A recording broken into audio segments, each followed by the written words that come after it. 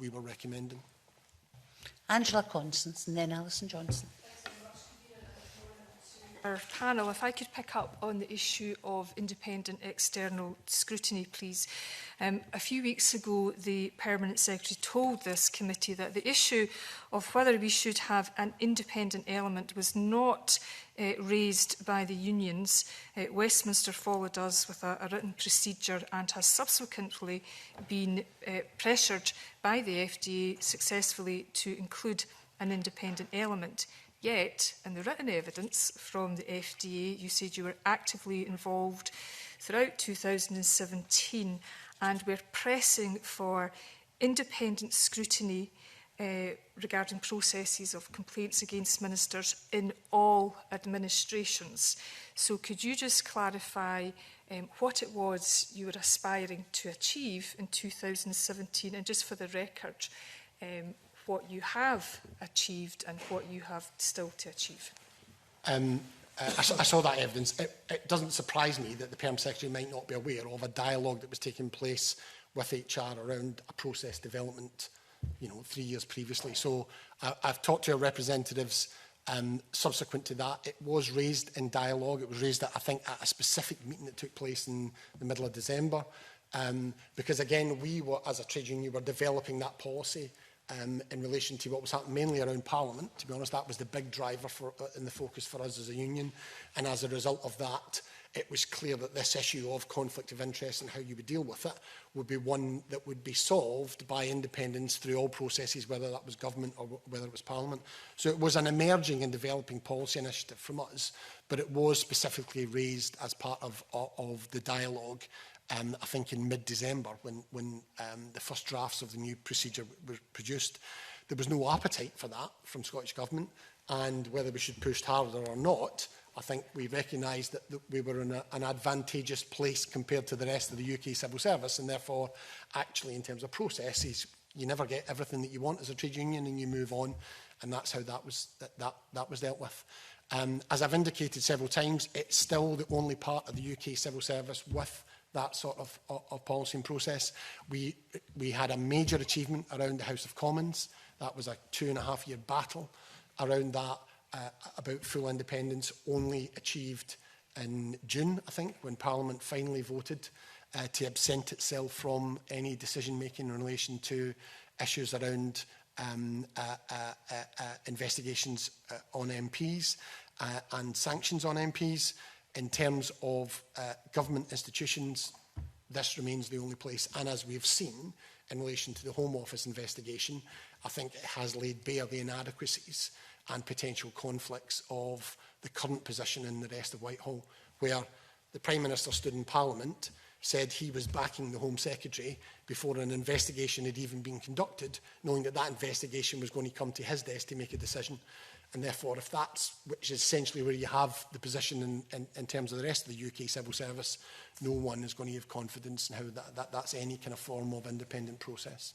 That's a clear articulation of the benefits of an independent process, and obviously it's for committee to pick up why, at the height of the policy development in mid-December 2017, that there was perhaps less than fluid communication between HR and the Permanent Secretary.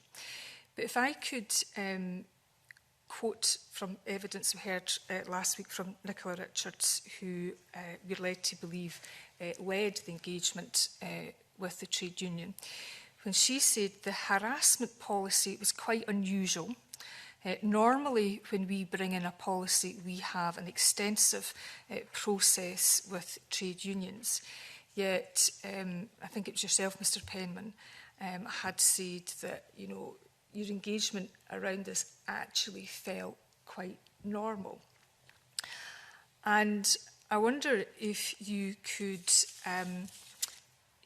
both the panel, give your view about how unique in reality were the challenges around developing this policy, particularly in relation to ministers and former ministers, when we also heard evidence from Ms Richards saying that complaints about third parties, which in essence is what a minister or former minister would be in this instance, are a fairly routine part of other policies and are included in our Fairness at Work policy.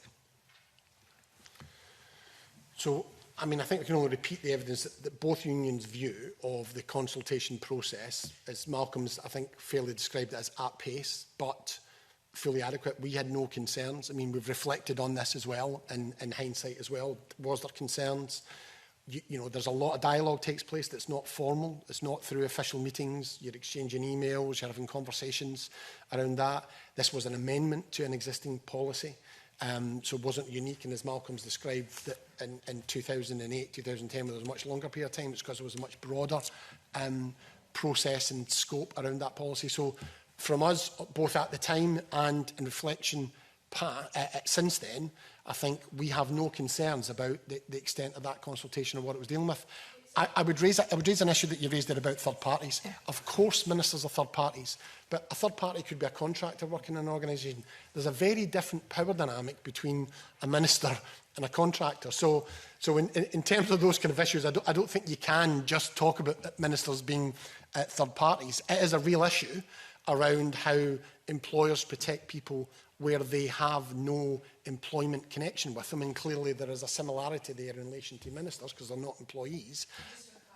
It wasn't me that described ministers or former ministers as third parties. That was Ms. Richards. I appreciate what I'm saying. I mean, I think there is a difference there around it. So, but again, I mean, we can only repeat, we have no concerns about that time and the nature of that engagement.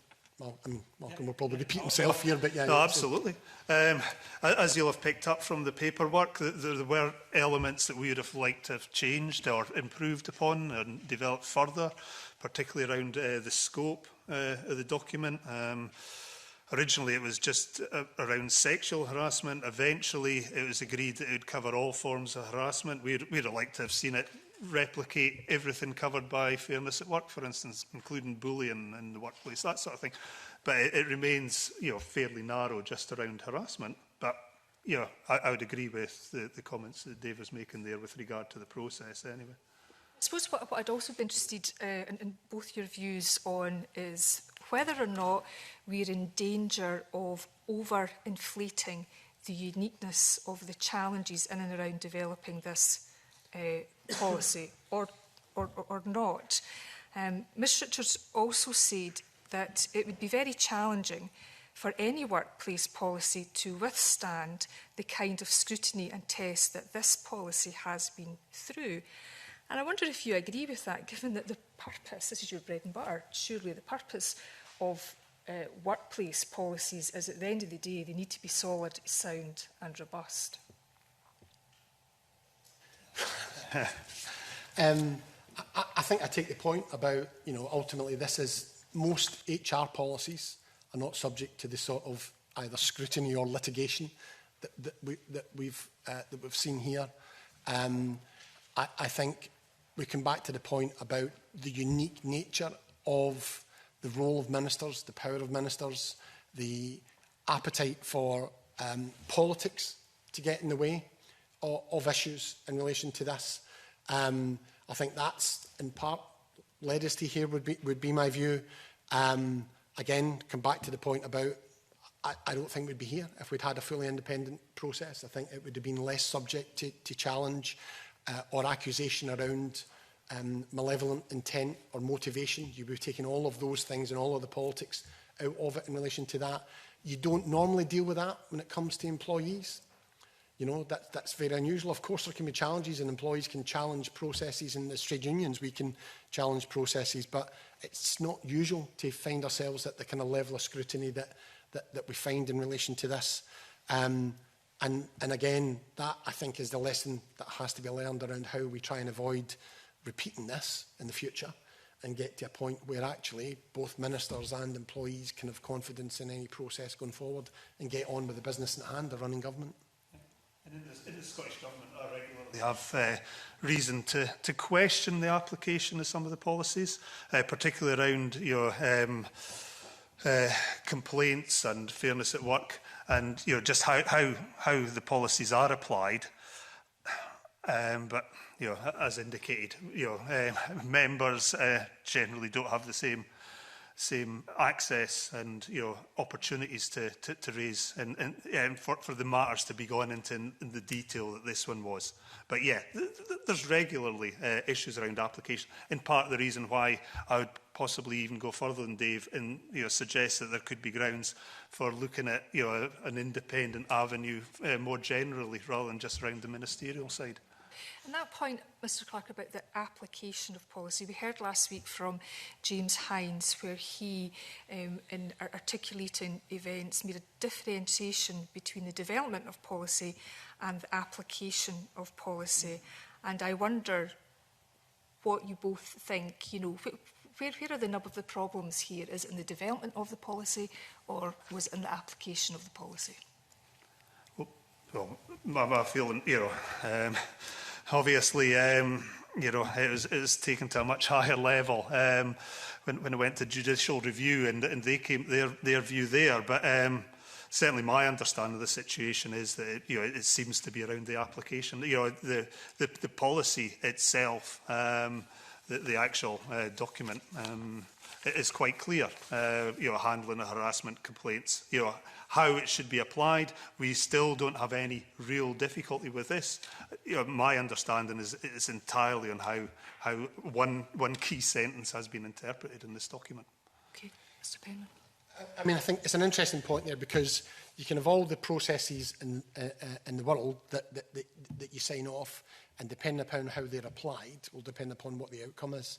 And I think if you look at our evidence where we say, actually, we say on the one hand, this is the only part of the UK civil service that's had a meaningful process for investigating it, yet seems to have significantly more concerns about ministerial behaviour. Now, you'd say, why is it the case where the one place where essentially people can raise concerns, it doesn't seem to be changing behaviours, which is part of the point of these sorts of processes, about stopping people being bullied in the first place, rather than simply catching them out. And so that is an issue about culture, about the approach from those who have responsibilities in terms of a process, and essentially how that process is applied. We would not say that people still have confidence in the process for dealing with complaints. We would indicate that the issues that we talk about are not historical, they're current in relation to this. And therefore that can only be a failure of how that policy has been applied, whether that's about individuals, whether that's about a broader culture, whether that's about the responsibilities for those who are ultimately in the most powerful positions, setting a tone for how these things will be dealt with. It's quite clear from our perspective and our evidence that the issues that we're talking about here are extant in relation to the issues of conduct of ministers and the approach from civil servants. Thank you, Convener. Alison Johnson, please, and then on to Jackie Bailey. Thank you, Convener. Good morning. In our papers, we've been made aware of an annex to the FDA submission, which includes an AGM report card. It's dated the 22nd of February, and that report card reads that we've been struck by issues of trust around the organisation ensuring that there is a space that is safe, confidential, and that there can be no impact on the career of any complainant. Your union also raised concerns that civil servants felt unable to speak truth to power and operated in a culture of fear. And when we heard from the Permanent Secretary on the 18th of August, she rejected that view and stated that she'd read the FDA's submission with interest and said that she didn't recognise the term culture of fear, and it's not a term that she would use. Were you surprised by that response? Quite often, the information and the context that we get as trade unions is different from the context and information that management get in an organisation. You know, that's part of the point, we touched on it earlier, about the kind of lived experience, is that people will talk to a trade union in a way that they may not with their managers and most senior managers. So it doesn't surprise me at times that there can be a different perception of what's going on between the most senior people in an organisation and those who are kind of applying and working in it and on a day-to-day basis. So there can always be that kind of dichotomy of views, and that's the point of good consultation with trade unions, as we have intelligence and information that people don't necessarily get through their management chains.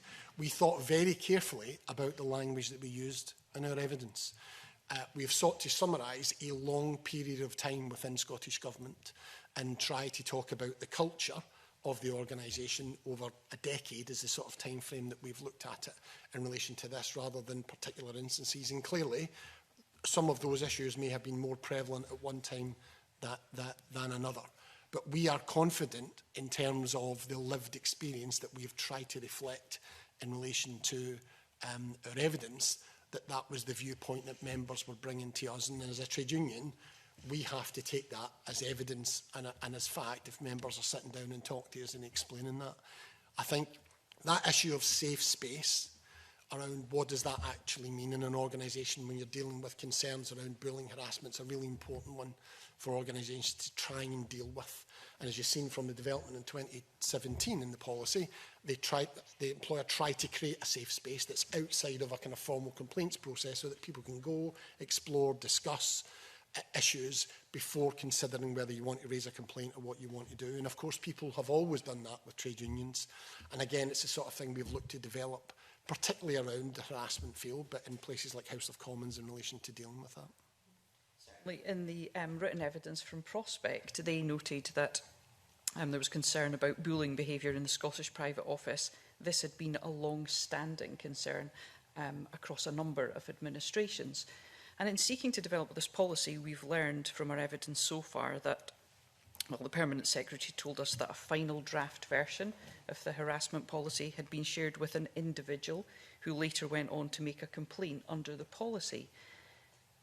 Now, you know, you've spoken at length about lived experience and, you know, obviously, you know, the trade union has dealt with a great many people over a great number of years, and you will have a considerable capacity to share that lived experience. So was that draft policy shared with your own and other unions? And yes, I mean, it's part of the normal consultation process. And do you regard that your view on the need to ensure the policy could never be interpreted as anything but independent? Was that taken on board fully enough? No, because it's not an independent process. So, you know, it was, you know, in any industrial relations process, we come with a shopping list of things that we want to achieve. And you have to concede at various points things that you're going to get and things that you aren't. So I'm sure there were other issues that we raised at the time that we didn't get. Malcolm was closer to those negotiations than I am. So it's not a surprise that there are issues that we would have been raising, particularly ones that were quite unique at that point, including independence, that there would have been less of an appetite to achieve. And, you know, ultimately, you're trying to reach an agreement. You work out whether you're likely to achieve something or not, and then you kind of move on. In hindsight, I think probably we should have stuck to that a bit, you know, dug our heels in a bit more, but that's on the basis of the lived experience since and what we've experienced elsewhere. I think at that point in time, again, we come back to the point, this was the only place in the UK civil service that had a policy, which we were improving, essentially. So you would have, that would have been the context in which you're judging any concession or change that happens. It's clearly your view that the policy is welcome progress, but is it your view that as long as there can be that interpretation that it's not being applied wholly independently, this could happen again? I don't know what you mean by this could happen again. I think we could be in a position where the independence of the process is called into question. Of course, I think one of the largest pieces of evidence we've seen in relation to this whole issue was the Dame Laura Cox inquiry into Parliament. So it looked at that issue around bullying, harassment, and this very issue around the ability of those who are potentially subject to an investigation to have some influence over what the outcome of it would be. And hundreds of people spoke about it. And it was quite clear that the confidence in the independence of the process and the outcome is critical to whether any individual will raise a complaint in the first instance. And until you solve it all the way through to the final stage, people won't start that process. And so I think whilst we have a situation where it isn't a fully independent process, then whatever the merits are of what's happening in Scottish Government compared to elsewhere, you'll still potentially have that people saying do I have confidence that if I raise the issue, how it will be handled, how a decision will be made, what that will mean for me? Some of those issues are about power, you know, culture, but it's also about the independence of the process. Leslie Evans on the 2nd of November 2017 in an email to staff said, "We will work with the trade unions given their important role both in supporting individual members and informing the policy review."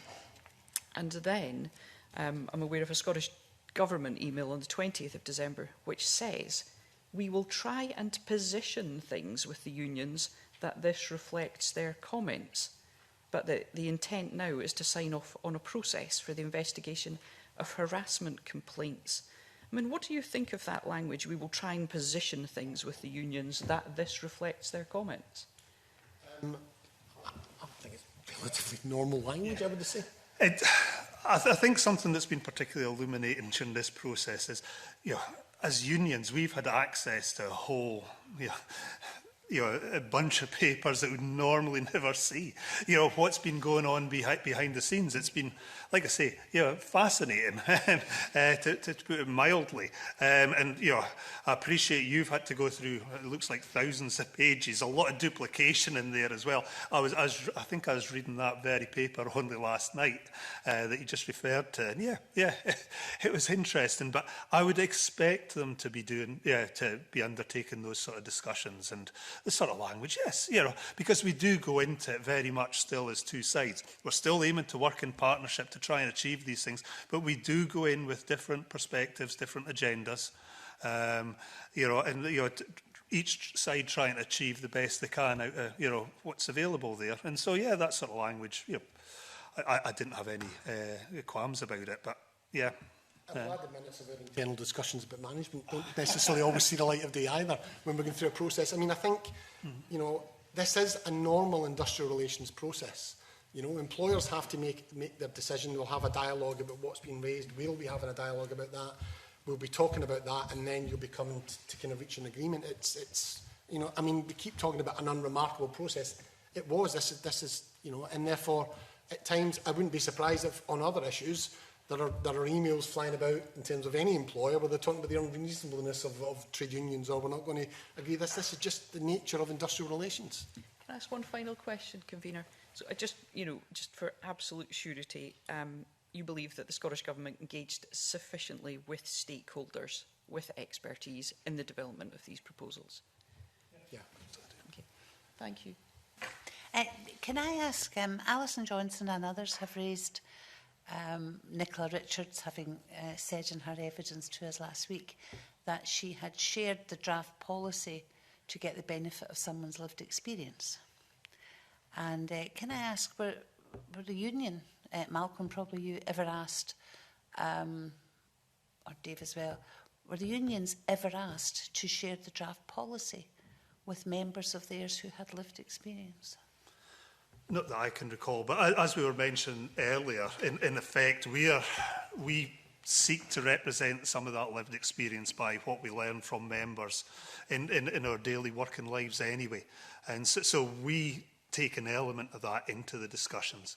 But I can't recall any, we would have, certainly at the time the unions were discussing the document amongst, certainly amongst the union leads at that time, but I can't recall any attempt to engage further at that. It wouldn't normally be appropriate when we're involved in the negotiations. It's usually between ourselves and with the employer at that particular point. Yeah, would it be appropriate then for a member of human resources staff to share this? It's not really for me to answer on that one. I mean, an employer has to work out what their position is. So they have to decide what we're going to do about whatever the issue is. And clearly, one of the ways they get that information in context is from dialogue with trade unions. It's what we do.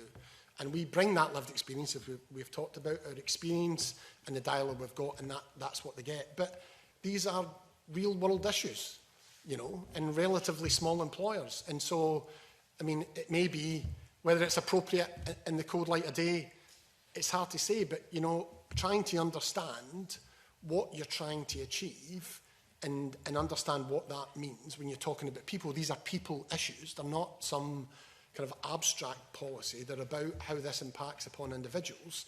Is what you're doing as part of that industrial relations process, is what we're trying to bring to the process about our experience.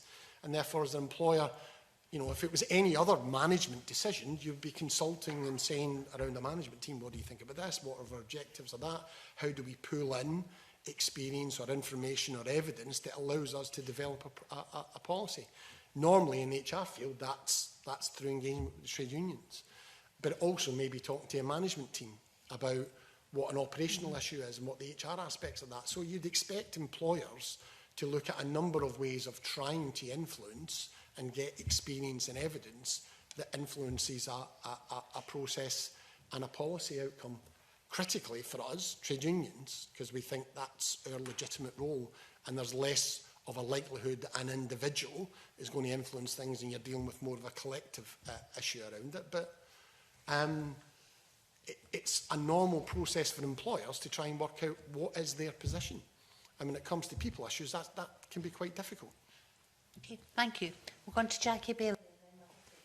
Thank you very much, Convener. Can I say to Malcolm Clark, we haven't yet received all the papers, so when we do, I'm sure there's more bedtime reading for you in there.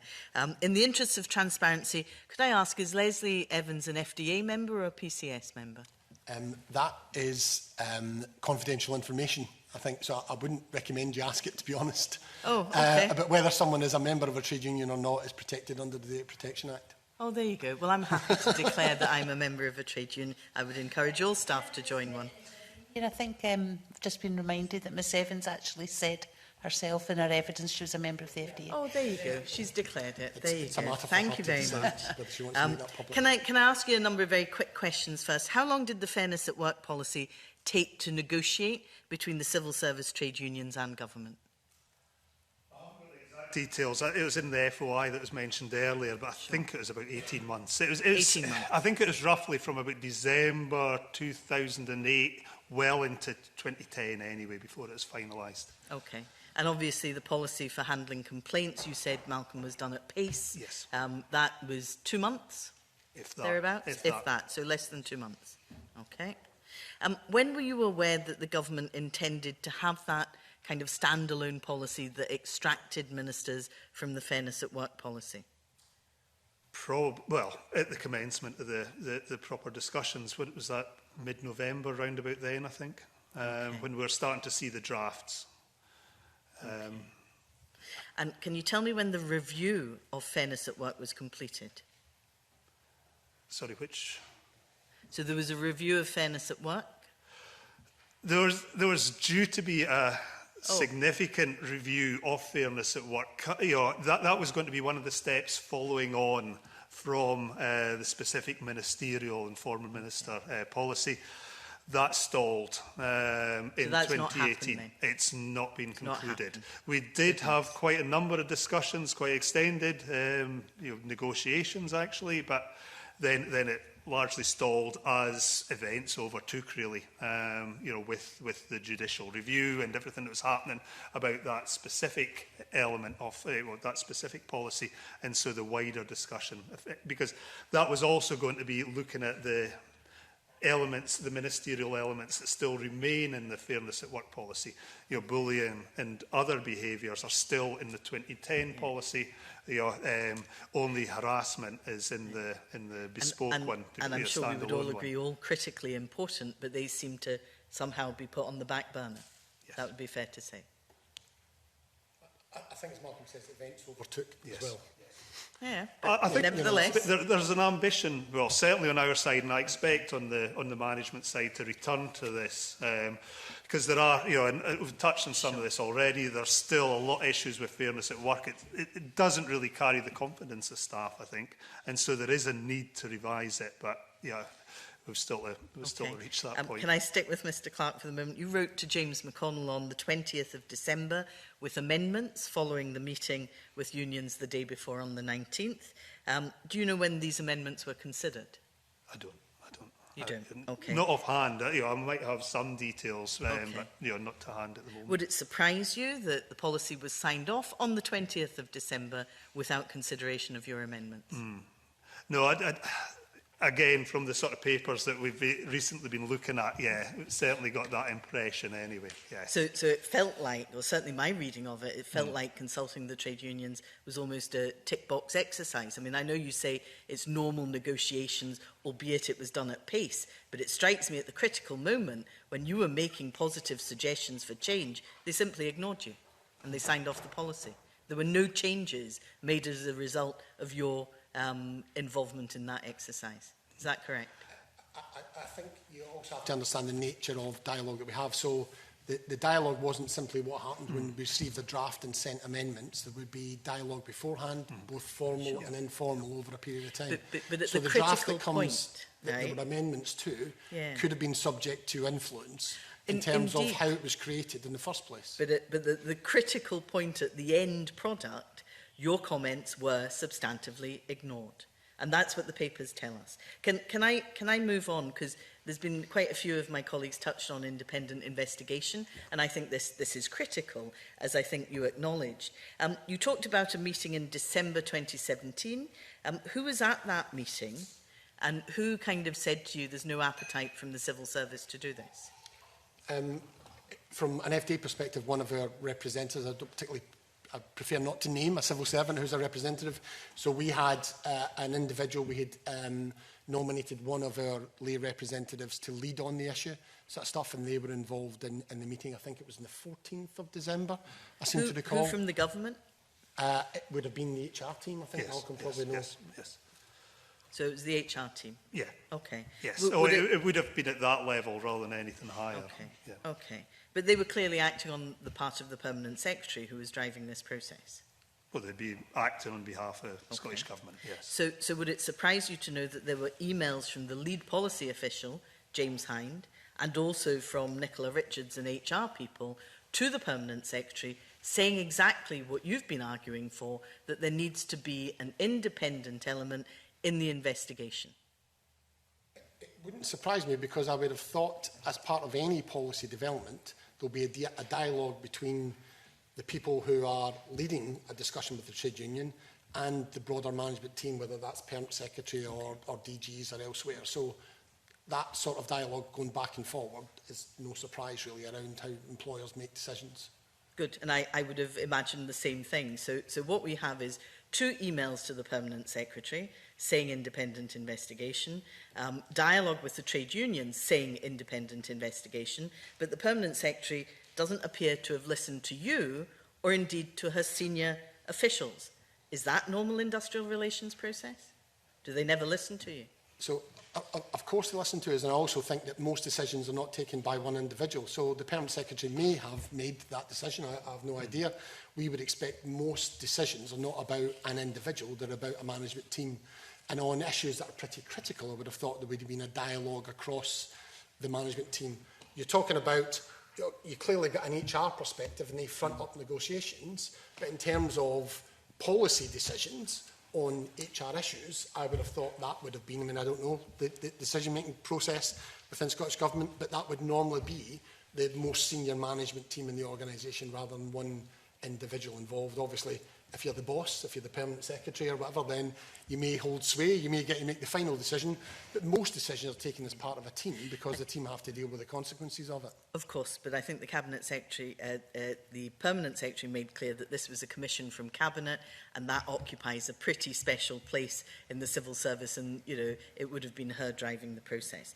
Let me take you just in a final question, just off to one aside for a minute. Were you aware of the concern expressed by Cabinet Office to the Scottish Government about the policy? And if so, did that cause you any concerns, considering that you represent the UK civil service? You weren't aware of it? No. Okay, thank you, Convener. I'll go to Murdo Fraser, who's been waiting patiently, and then we'll go back to Alex Cole-Hamilton. Thank you, Convener. Good morning. Yes, it is just still the morning. Can I go back to the issue of organisational culture? And Mr Penman, starting with yourself, in your written submission, you made some quite strong comments around the situation in the Scottish Government going back as far as 2010, and you talk about the culture in the former First Minister's office in relation to bullying behaviour and how that became a concern for you, and was raised with successive permanent secretaries. And you say that some civil servants expressed to us that they were operating in a culture of fear and were unable to speak truth unto power and discharge their duties effectively. Now, when we had the Permanent Secretary, Leslie Evans, here 2 weeks ago, I put this to her. And she effectively rebutted a lot of your criticism. She said, I do not recognise the term culture of fear. It's not a term I would use. And she went on to say, I do not remember ever being given a specific complaint from a trade union about a specific bullying behaviour. So I suppose my question is the Permanent Secretary in denial, or are you overstating your case? As I've indicated earlier, I think the information that you gain as a trade union, we talked about safe space and the ability for people to approach us with issues, are different from those that in any ordinary circumstances a management necessarily would receive. And I think also what we are saying is that there were issues about the culture within Scottish Government going through a number of administrations over a long period of time, and not simply about the former First Minister, but other ministers as well, and that created a concern about whether people felt that the issues would be addressed and whether they felt that they could raise those sorts of complaints through, even though there was a process. That's our lived experience, to use that term. Clearly, those in positions of management in Scottish Government, as we've seen from the evidence from previous permanent secretaries, were aware of some of that, whether they were aware of all of it, whether they joined the dots, whether they would look at that and similarly take a view that that's a broad issue and a cultural issue or a series of individual instances of concerns is a matter for them to give evidence about. I think for us, in hindsight, we think that has raised issues about broader culture, and that if members are saying what they're saying to us, which is that they didn't feel confident about raising concerns, and that those would be dealt with and addressed, then that's a very real experience that we've got. And if that conflicts with what an employer, whether it's permanent secretary or previous permanent secretary, say, I think that is not a surprise at times, I suppose I would say. You know, you quite often get a different view from what trade unions experience when you're dealing with these issues from which employers will, and particularly when essentially we're saying there's a culture where people were already reluctant to raise those issues, so it may well be that it didn't come to the fore for permanent secretaries. I think if you look at the number that we're talking about, that we've got, I think that over a decade, it seems to me that people in Scottish Government were probably aware that there were issues. You know, I think you can't look at that number of concerns and say that everyone thought everything was fine. Whether that is, in hindsight, whether that's something that perhaps could have been addressed earlier, either by ministers or by those in the positions of authority in the civil service, is an interesting point, I think. But I don't think that this should come as much of a surprise to many people working in Scottish Government. Okay, thank you. I'll bring Mr Clark in a second, but maybe I could just ask a follow-up to that. And you mentioned evidence from other permanent secretaries. There is an evidence from Peter Housden that's already been referred to. He does talk about how he sought to resolve issues without recourse to formal proceedings, trying to take action on an informal basis. Given what you've said, given that, and given what you said about a culture of fear, you know, is it possible that the scale of the problem is actually much more dramatic than the bare numbers you've indicated to us? And I think the numbers we indicate are pretty dramatic on their own. And as we've indicated in question and elsewhere, it's probably not beyond the realms of possibility that therefore the number of individuals with concerns would be much broader than that.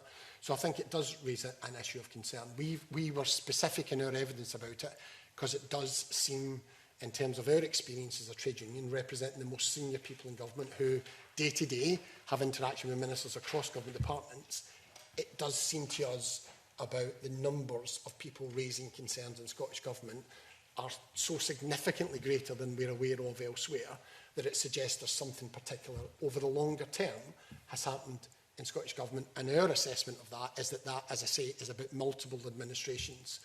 You know, this dialogue started in 2008 and it was about the lived experience of civil servants in relation to ministerial behaviour before the current government, essentially SNP government, were in power as well. So, and it's not simply about one individual, it's about a number of ministers. And that suggests it's a broader cultural issue about Scottish Government.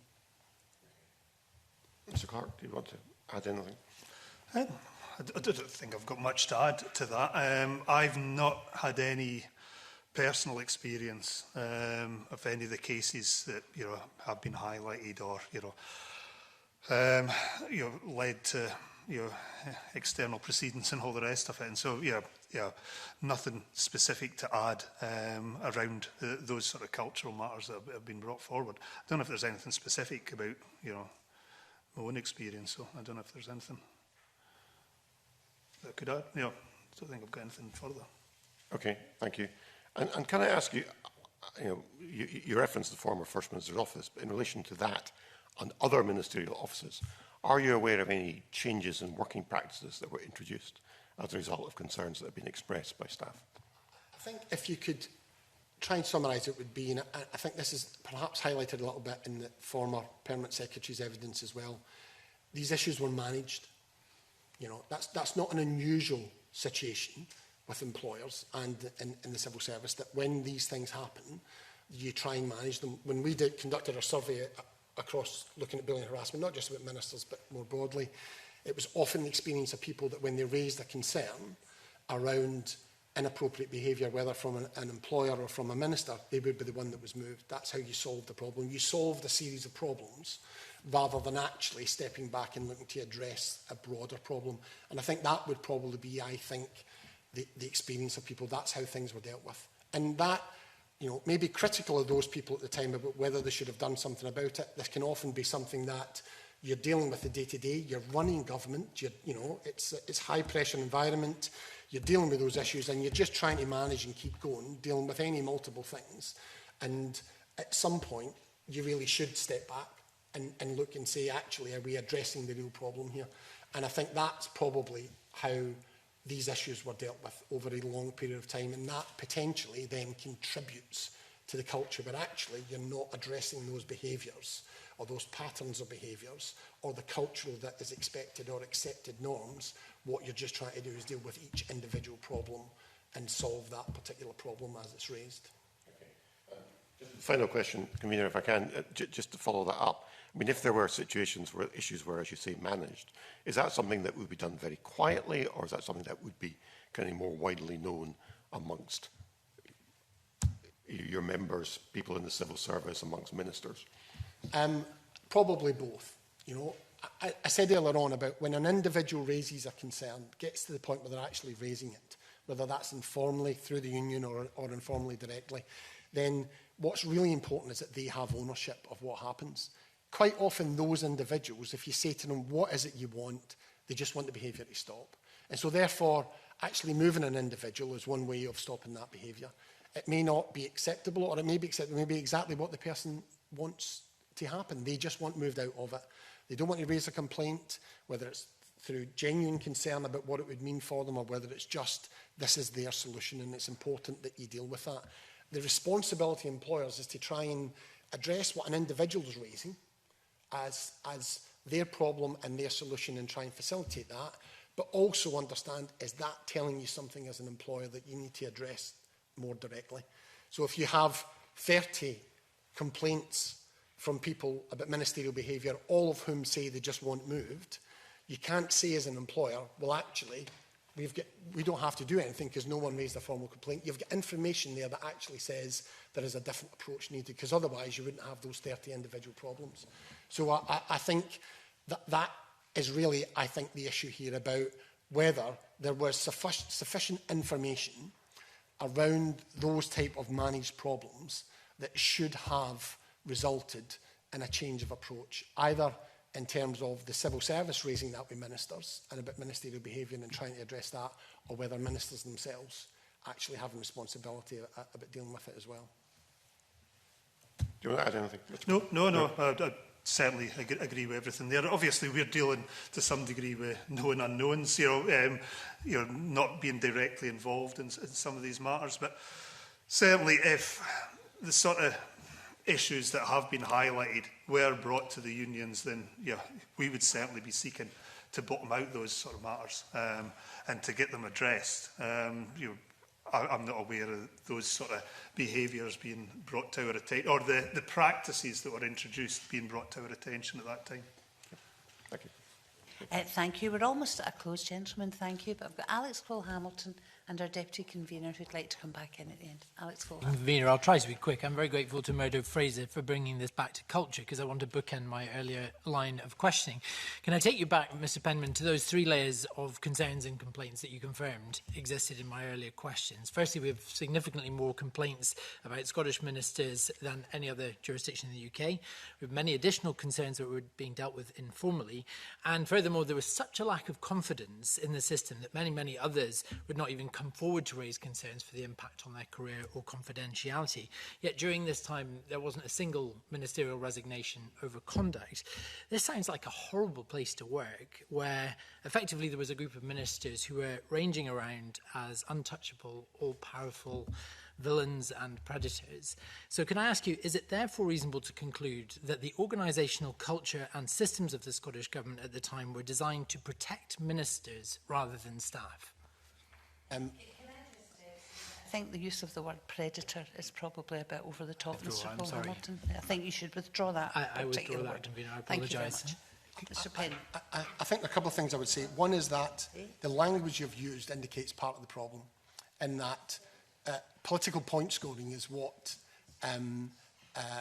often influences how these issues are dealt with, and why politicians and ministers should not have responsibility for marking their own homework around that. I don't recognise the picture you paint. I think organisational culture takes place over a long period of time. There will be lots of civil servants who did not have that experience, as well as the fact that there were a number of civil servants who did. And that culture, as we've tried to indicate, also reflected different administrations and previous colours of administrations as well. I think there's an issue in terms of the culture, how that's developed over more than a decade in Scottish Government, where I think there's been a reluctance to challenge inappropriate behaviours of ministers. And that potentially, it's only my assumption, potentially over time has had almost the effect of encouraging it, because it's not been challenged and it's become learned behaviour. But that's obviously not the experience of every civil servant. And I think looking at these issues in hindsight around individual decisions that were taken at time, as we talked about earlier, around whether you're managing a situation or whether there's a point in time where you have to sit back and reflect and say, actually, we need to deal with an underlying and more systemic problem, is the challenge that every organisation faces, whether it's about the issue of ministers or whether it's the issue about their own management team or anything else around that.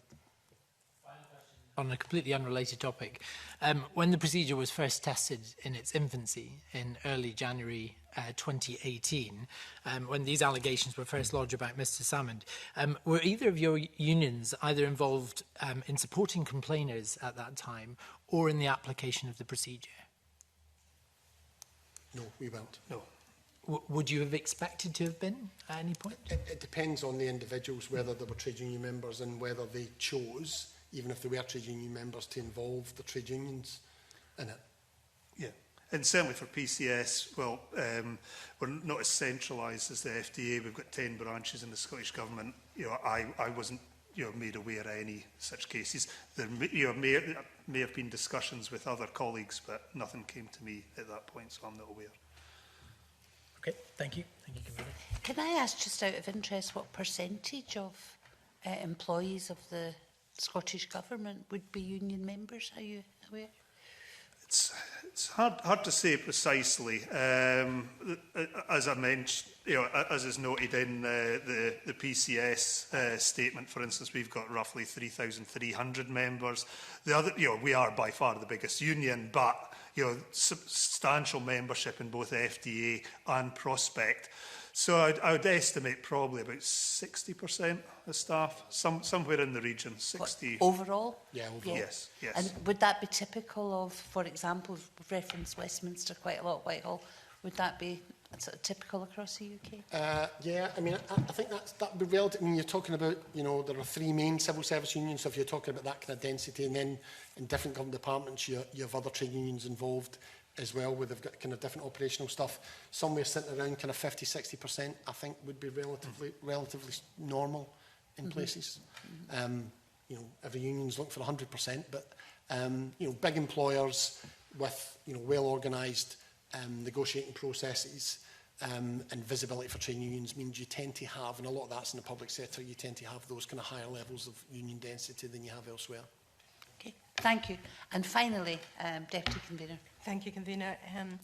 In the submission from FDA talking about the culture of in ministerial offices, it says that despite the support of the FDA, some members made it clear to us they didn't trust the Scottish Government to handle complaints effectively or to ensure confidentiality of complainants.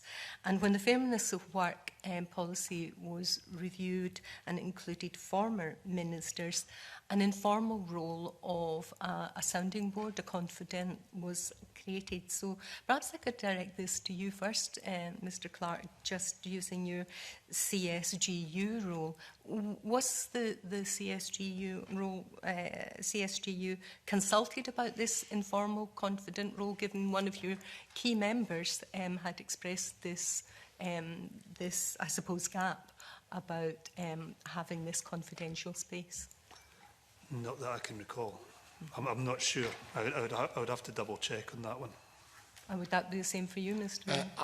My recollection in dialogue with a representative times that we were aware of we were consulted about the role, not who was going to, you know, play that role, but we're consulted about the introduction of that type of role.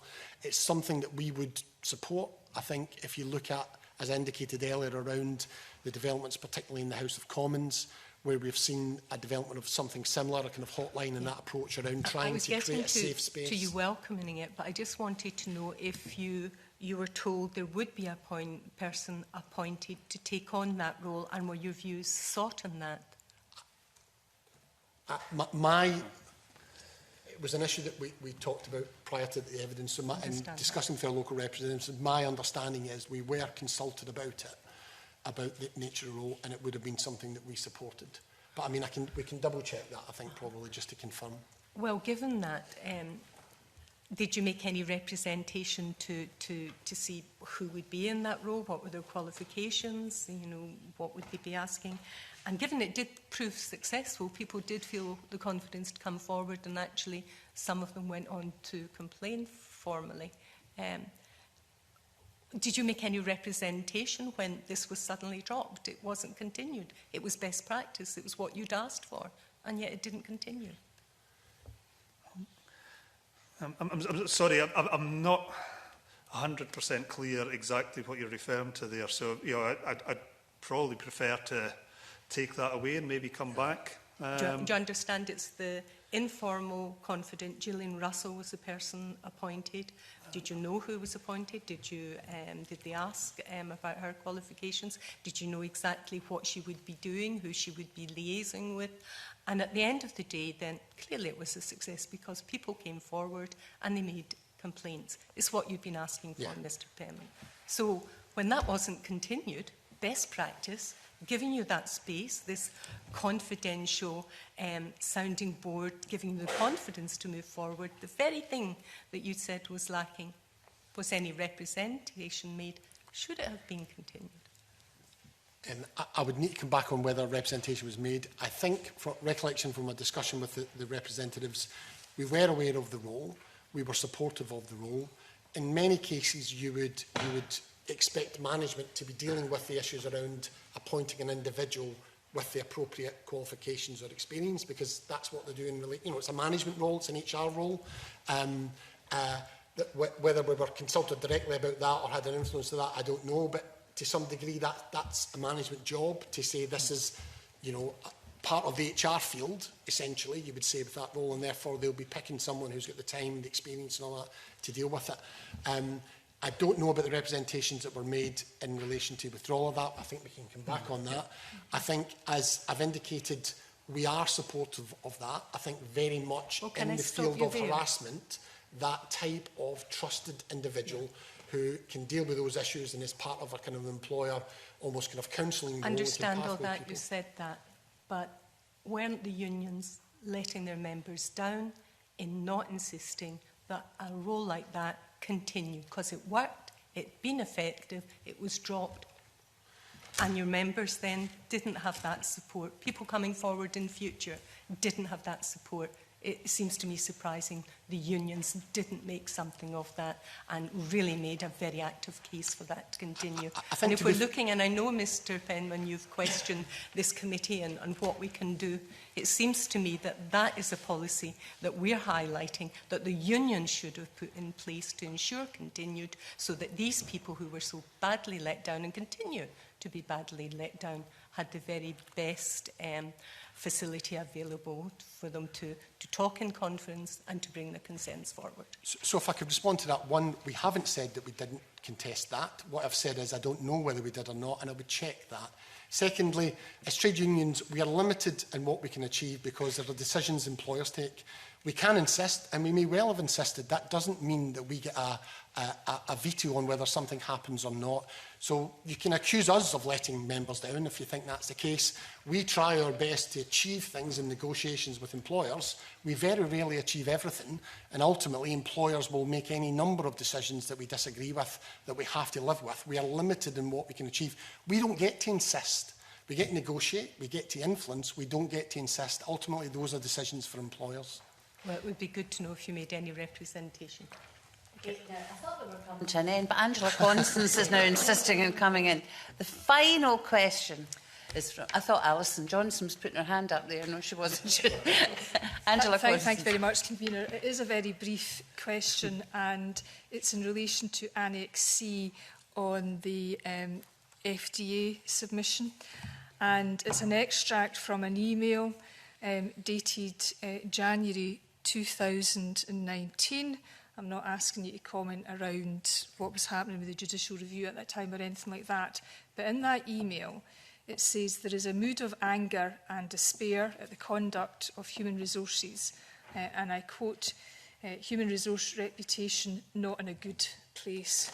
Would you like to comment on that for the record? Yeah, I mean, I think it's in our evidence. I think there was a frustration that we had found ourselves in a position where a policy in its application had been subject to a successful challenge. When you're dealing with these issues, I don't think anyone suggests that's a good place for an employer to be. And therefore, the fact that a court had found that that was the case in its application, and therefore the challenge in being successful has an impact across the whole organisation. And I think there was a frustration around that, and that's what, you know, given the timing of it, is the concerns that we're raising. It's not what any employer, any HR group or any trade union want to be. You want these things to be settled, not to be subject to court proceedings and to be successfully challenged in court. So that, I think, reflects the frustration that in all of these circumstances we end up with. What we've ended up with is still this kind of period of limbo around understanding what processes apply and when, and how they can be successfully delivered. Have you anything to add to that, Mr Clark? Okay, thank you, Convener. Okay. I want to thank Mr Penman, Mr Clark, very, very much for giving up so much of your time. That was a lengthy session. It's very much appreciated by everyone on the committee. And that brings the evidence session to a close, and we now move into private